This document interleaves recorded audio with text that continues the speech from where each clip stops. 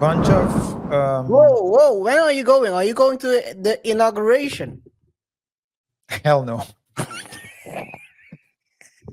Hell no. Yeah.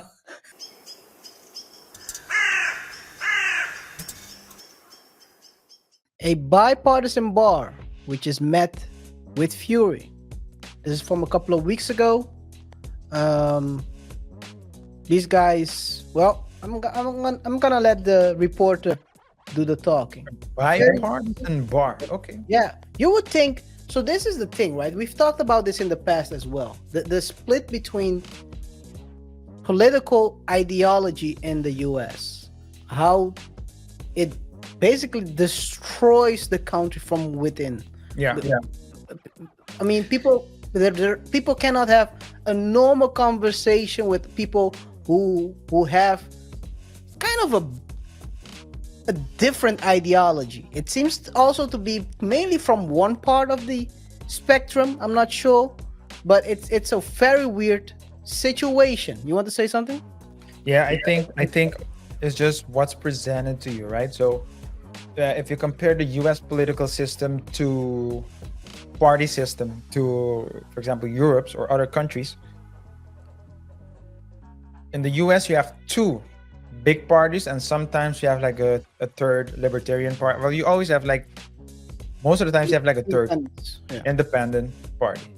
And so, but it's two big ones. So it's usually people are either this or that, and there are a lot of people who are in the middle, so they're split, but they still need to choose between the one or the other if they want to make a difference. Because if they vote for the independent party, usually you're throwing your vote away.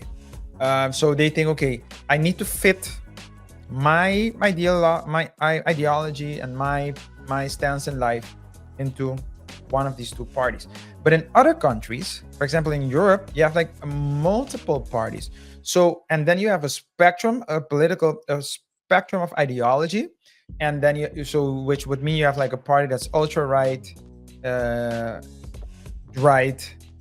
right, mid left, and so on and so forth. Funny thing is, I'm saying right and I started left. As I'm moving to left, I'm going right. But you get the gist of it. So that's very interesting to me because people, when you talk to Americans, they will say, yo, this person is dumb because he's gonna vote red or because he's gonna vote blue. And I'm like, yo, the world is more complex than that. And you only have two options.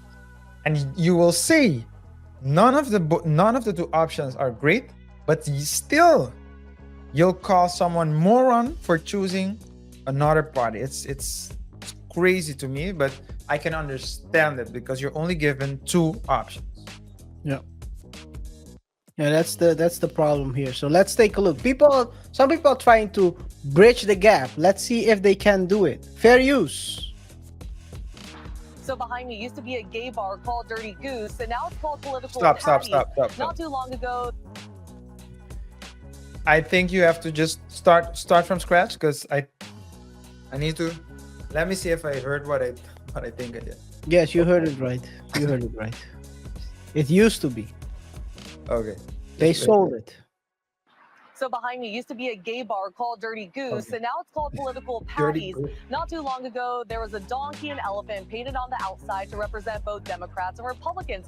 However, we know that DC is a predominantly liberal city, so people had an issue with the elephant in particular. And now the business is making small but significant changes.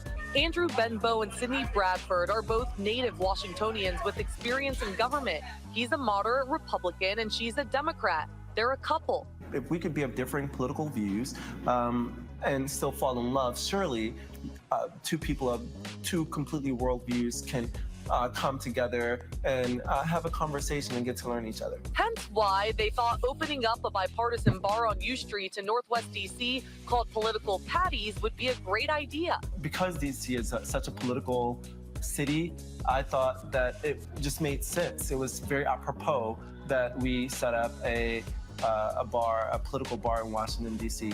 Little did we know The comments started rolling in on social media before they even opened up their doors. Many people taking issue with what was painted outside the business, specifically the GOP elephant. What we want to do is create a safe space for people to come in and have political discourse or any type of conversation they want. So it's really important for folks to know that we also, though, don't support the debating anyone's existence, or we don't support any discrimination of any kind. And frankly, that is not going to be tolerated here at Patty's. Out of respect, the couple. Can you just go back a bit, like 10 seconds, and look at the background? Yeah, a bit more, a bit more. Yeah, okay. Press play. Share the video.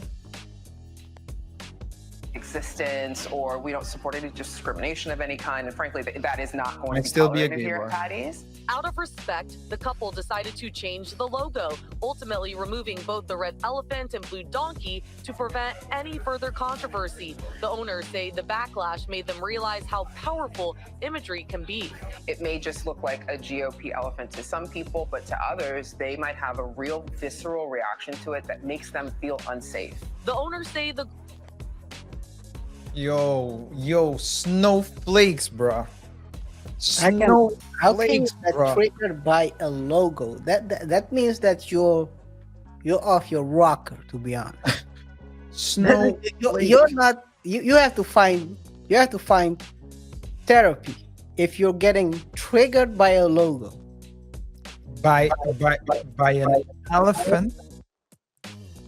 KaiR. By the logo of the Republican Party. What are we talking? Yeah. I mean, this is not the end, because apparently they had to change the whole thing up. goal was just to create a fun and inclusive environment, not to hurt or offend anyone. However, they feel the situation proves there needs to be a space in our nation's capital where all opinions are allowed. I think it's important for both sides to be represented. The owners hope, despite the initial criticism, that people still give them a chance. By the way, right now it says Patty's Bar, but it is still called Political Patties. And if you didn't know, the name was actually a typo. The owners wanted it to be called Political Parties, but they thought it was funny that spell check changed it to Patty, so they just left it as is. Back to you. Thank God they did that. But yeah, it's a shame. But by the way, shout out to both of them. Black entrepreneurs trying to make the best out of the situation. Starting a business is always hard, so shout out to him for making that leap. A bar is also a very tough business to be in. But yeah, I think sometimes ideas can be way ahead of their time. And maybe in 10, 20 years, people will look back and look at the foolishness they've been doing. I hope so, at least. But yeah, I don't think it's. I would drink at that type of bar. I would love it. Because listen, KaiR. You interact with others. You cannot sit in your bubble the whole day. Yeah. And chances are, when you're at the bar, you're not gonna talk about politics. That would be crazy as well. But man, there are some those type of people. It's crazy. It's crazy, and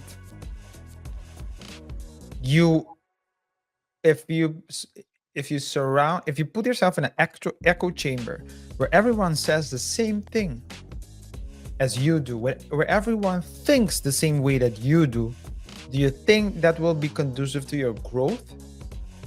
It will not. It will not. Never. And it's more important to understand point of view. You shouldn't. Understanding a point of view doesn't mean that you accept it. But people are so closed-minded. It's ridiculous, man. Yep. But I do agree. Shout out to them. And if I'm ever in DC, I'm gonna note it down, because I have plans actually of going to DC. It's a bunch of Whoa! When are you going? Are you going to the inauguration? Hell no. Hell no. Yeah. You better. I was about to say you better get your vest because I don't know who's gonna win, but Hell I'm no. pretty sure Hell there will no. be some projectiles flying. No, I want to go there because of there's a lot of history there, a lot of museums about, Yeah, you know, so I want to go there. That's one of the places I want to visit, and Pennsylvania as well, Philadelphia also. Philly. Oh, another vest. Check your vest, man. Bring your vest with you. And Philly. Nah, Philly is a cool place.